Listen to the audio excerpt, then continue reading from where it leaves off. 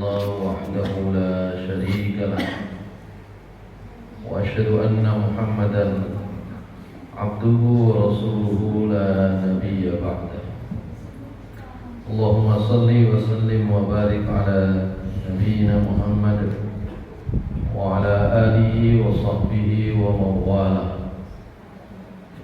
رب اشرح لي صدري ويسر لي أمري واحلل عقدة من لساني يفقهوا قولي.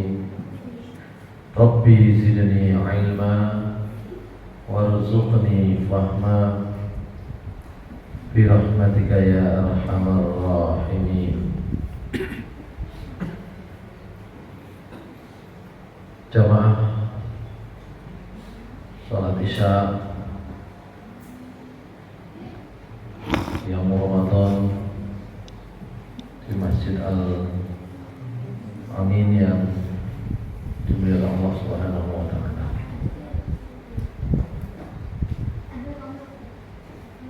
Pertama, marilah kita bersyukur kepada Allah Subhanahu wa taala atas karunia dan nikmat yang diberikan Allah Subhanahu wa taala kepada kita sekalian,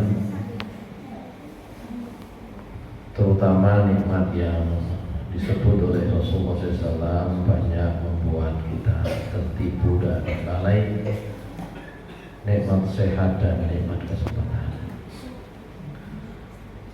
Salawat dan salam mudah-mudahan tetap tercurah kepada Nabi kita Nabi Muhammad Sallallahu Alaihi Wasallam, kepada keluarga beliau, para sahabat-sahabat beliau yang mulia, orang-orang yang mengikuti jalan Rasulullah Sallallahu Alaihi Wasallam hingga hari akhir nanti. Hadirin sekalian yang dimuliakan Allah Subhanahu Wa Taala, ketika Allah Subhanahu Wa Taala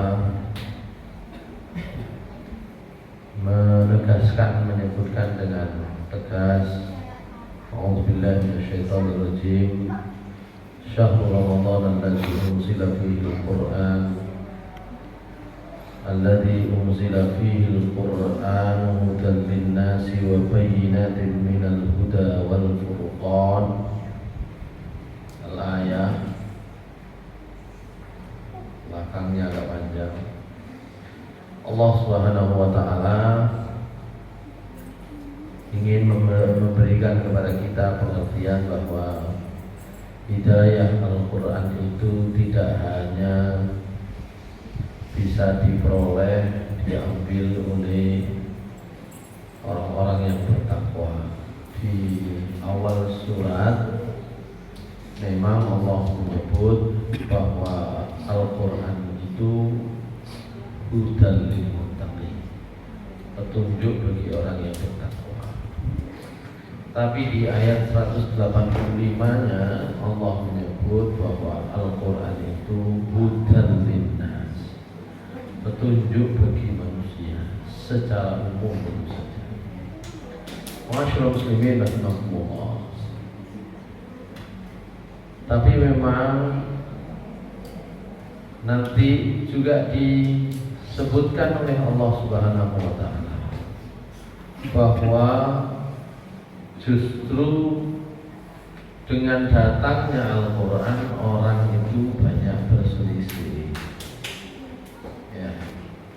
Kana an-nasu ummatan wahidah, faba'athallahu an-nabiyyina mubashshirina wa munzirina wa anzala ma'ahumul kitaba bil haqqi liyahkuma bainan nasi fima ikhtalafu fihi wa ma ikhtalafa fihi illa alladhina utuhu min ba'di ma ja'atuhumul bayyinatu baghyan bainahum fahadallahu alladhina amanu lima ikhtalafu fihi minal haqqi bi'idhnihi wallahu yahdi man yasha'u ila siratin mustaqim. Sadaqallahu alazim. Jadi kata Allah, memang manusia itu asalnya satu orang, satu umat, tapi kemudian oleh Allah Subhanahu wa taala karena diberikan kebebasan, kemerdekaan, maka Allah Subhanahu wa taala mengizinkan bahwa kita itu bukan hanya bisa berbeda tapi juga bisa berselisih.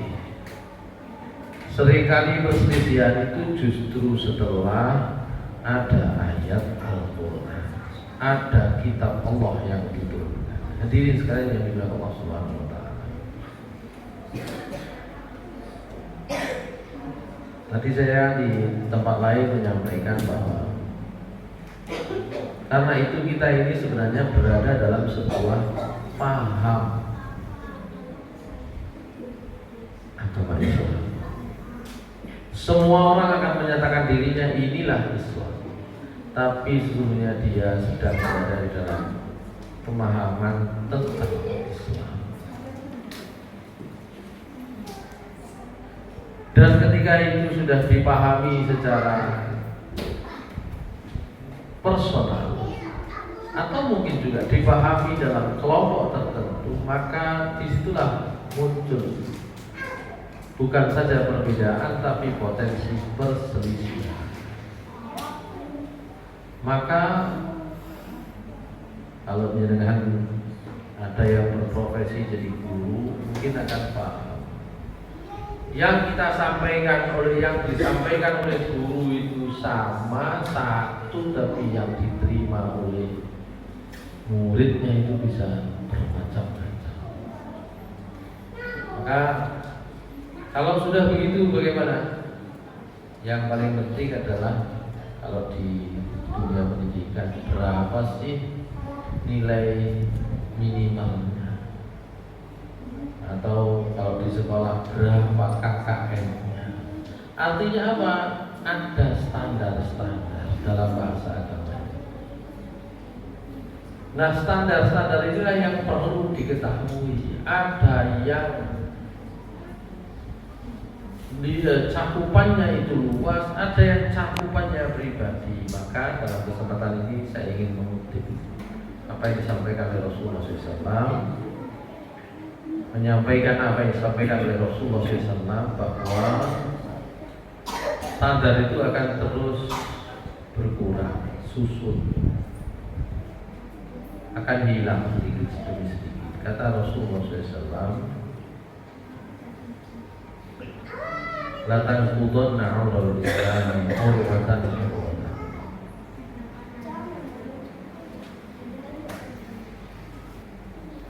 Tali-tali agama Islam itu akan diputus satu persatu.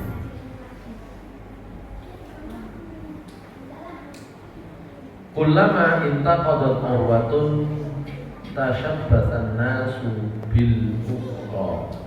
Dalam riwayat yang lain, tashabbatan nasu bittali.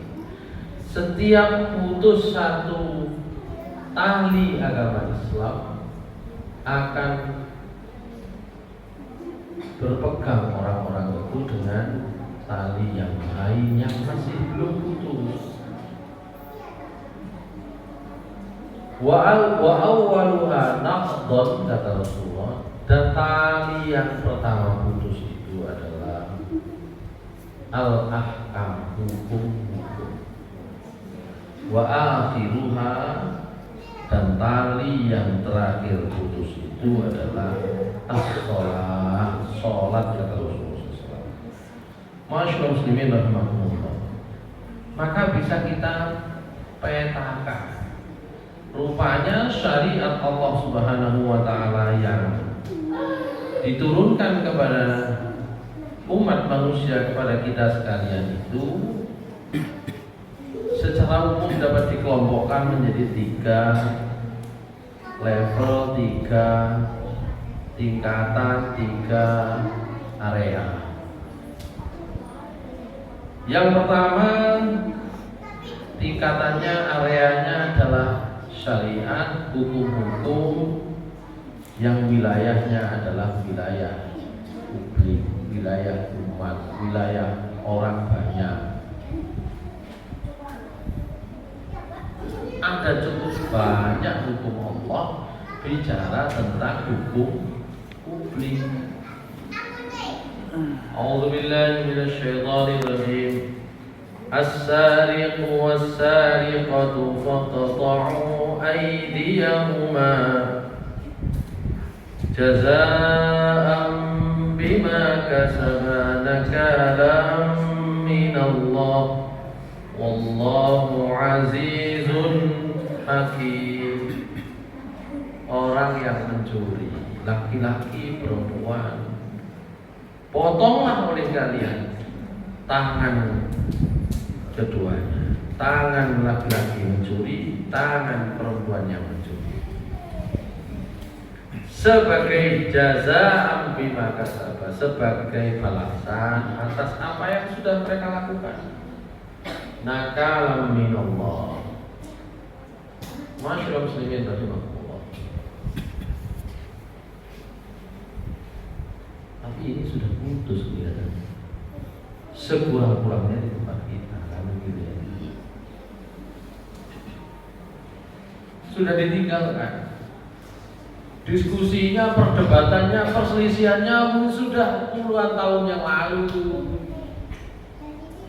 Sekarang sudah tidak ada. Ayatnya jarang dibaca, jarang disampaikan. Kalau dibaca ya pas khataman dilewati gitu saja ya.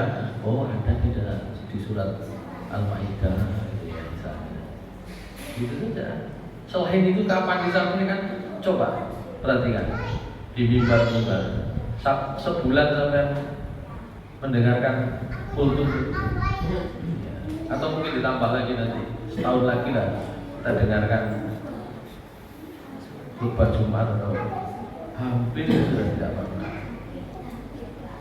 Untungnya Allah Subhanahu wa taala itu Maha Rahman, Maha Rahim. Az-zaniyatu waz-zani fajlidu kulla wahidin minhuma mi'ata jaldah. Bab ini sudah marak kemana-mana, sudah menjadi penyakit sosial, sudah menjadi penyakit masyarakat, sudah menjadi penyakit, sudah menjadi problem bukan hanya negara tapi problem dunia. Ya, tapi ya tidak ada juga. Bahkan itu kan kalimat perintahnya kan dengan kalimat perintah biasa. Fajridu, maka jilidlah, cambuklah, ya. Atau tadi itu faqta'u, maka potonglah. Kan itu perintah. Asal perintah itu wajib. Tapi kalimatnya biasa. Bahkan dengan kalimat yang lebih keras, seperti persis perintah berkuasa. Kalau dengan meyakini dan menganggap bahwa perintah kuasa itu perintah yang keras, para ulama menyebut bentuk kalimat perintah kuasa itu termasuk bentuk perintah yang keras. Ya ayyuhalladzina amanu kutiba alaikumus siyamu kama kutiba alal ladzina min qablikum la'allakum tattaqun. Kalau itu dianggap sebagai perintah yang keras, sebenarnya sama, tidak jauh dari ayat tersebut. Allah mengatakan ya ayyuhalladzina amanu kutiba alaikumul qisasu fil qatla al-hurru bil hurri wal 'abdu bil 'abdi wal untha bil untha faman 'ufiya lahu min akhihi syai'un fattiba'un bil ma'ruf wa ada'un ilaihi bi ihsan ila akhir ayat. Apakah dilaksanakan sama dengan puasa? Enggak. Ya. Tidak perlu saya terjemahkan satu-satu ya. 178. Maka coba kita perhatikan hukum-hukum Allah yang berkenaan dengan urusan umat, urusan masyarakat, urusan bahkan kalau kita sebut sekarang berbangsa bernegara. Hukum publik itu sudah relatif sudah banyak ditinggal. Kita geser lagi. ada hukum yang sifatnya itu hukum domestik kalau ada urusan keluarga, gitu kan? Urusan keluarga. Ayatnya juga nggak jauh-jauh. Kutiba alaikum idza hadara ahadakumul mautu in taraka khairanil wasiyatu lil walidaini wal aqrabina bil ma'ruf haqqan 'alal muttaqin. Ayat 180. Kutiba alaikum, kata kutiba alaikum itu perintah yang keras. Para ahli tafsir sepakat itu perintah keras itu dengan kata kutiba alaikum, bukan dengan perintah biasa. Ya. Bukan dengan kalimat perintah berwasiatlah, bukan begitu. Kutiba alaikum idza hadara ahadakumul mautu in taraka khairan wasiyatu lil walidayni wal aqrabina bil ma'ruf haqqan 'alal muttaqin. Haqqan 'alal muttaqin. Nanti dilihat artinya wajib bagi orang yang bertakwa. Kan tentu saya wasiat saat ini semakin sedikit. Ya. Orang yang akan meninggal dunia, kalau dia orang yang beriman, ternyata dia sudah harus mempersiapkan untuk orang yang akan ditinggalkannya. Loh kan Ustaz, kematian itu gak ada yang tahu. Mungkin gak ada yang tahu itu kita gak tahu. Tapi setiap orang itu nanti ketika akan didatangi malaikat itu harusnya sudah bisa punya tanda-tandanya. Kecuali wong sing repot urusannya sampai kesalahannya sendiri, itu akan sulit, itu nggak bisa bedakan. Tapi orang yang beriman insya Allah diberi kesempatan oleh Allah untuk berpesan, berwasiat. Dalam ayat ini wasiat itu khususnya juga terkait dengan urusan waris. Makanya nanti ayat-ayat waris belakangnya itu setelah wasiatnya sudah ditunaikan, gitu.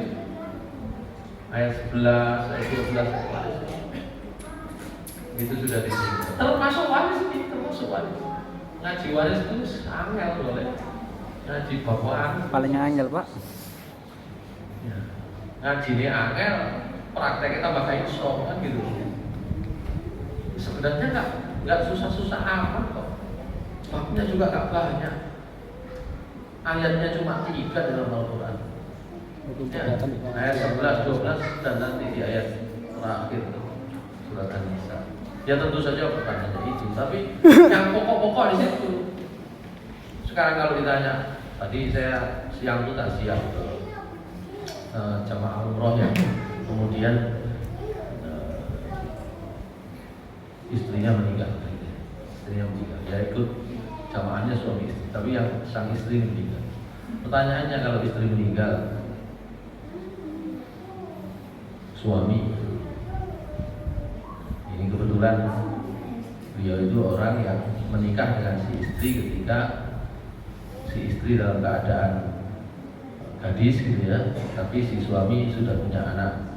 Ya, dengan suami ini nggak punya anak, saya nggak tahu punya saudara atau tidak. Pertanyaannya, kalau si istri meninggal, suami bagiannya piro?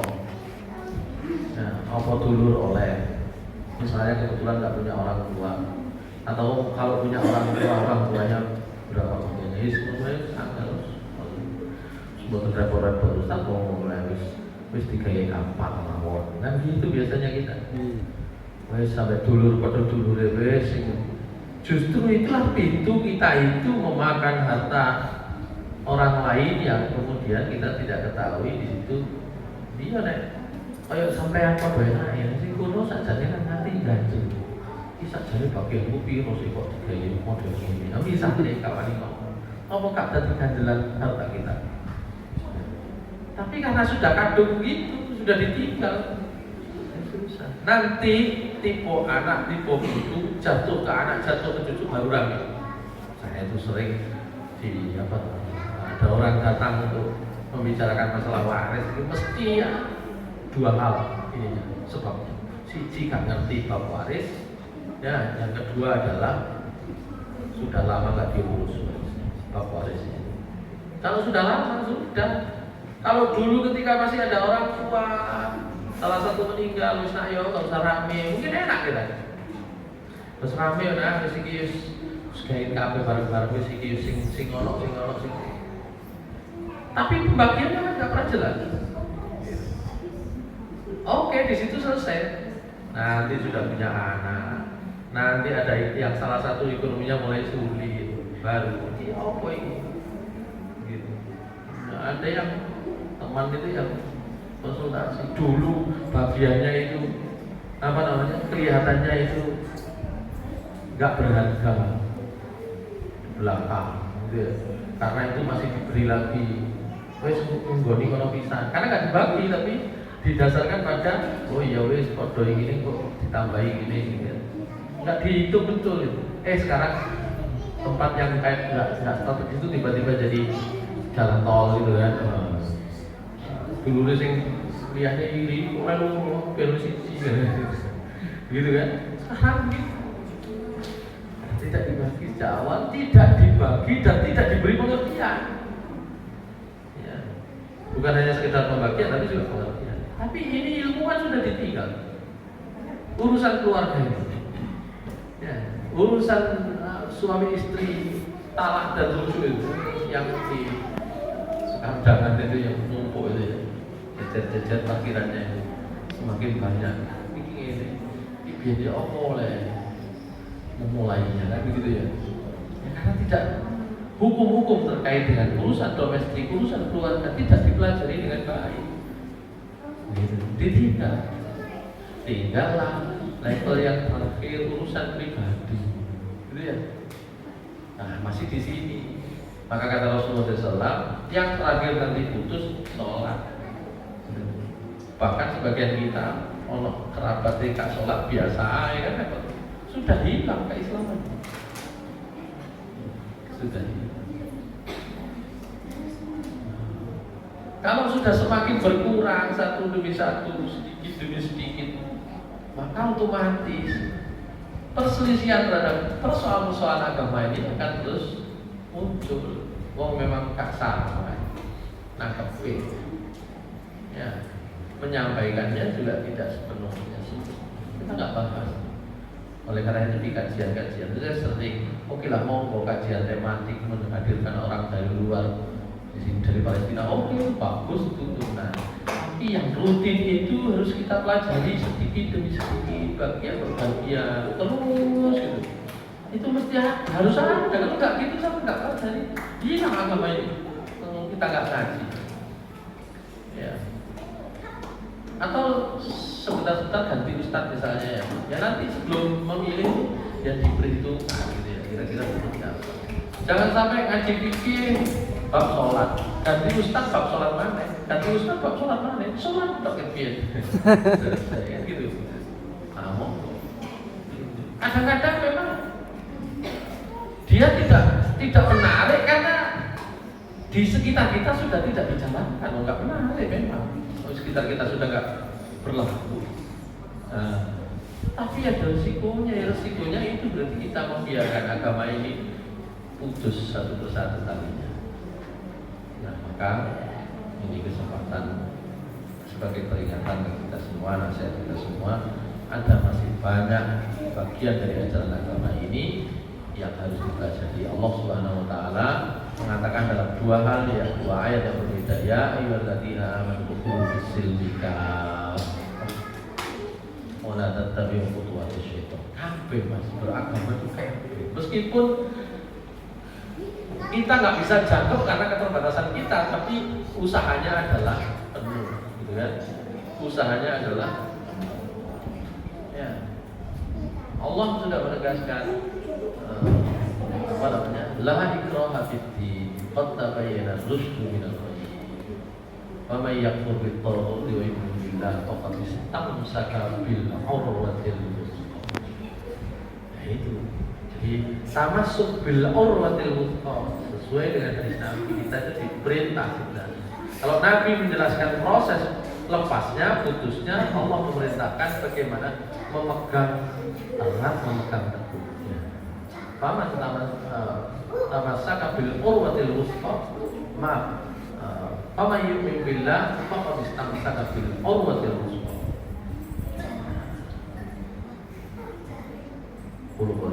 warahmatullahi wabarakatuh.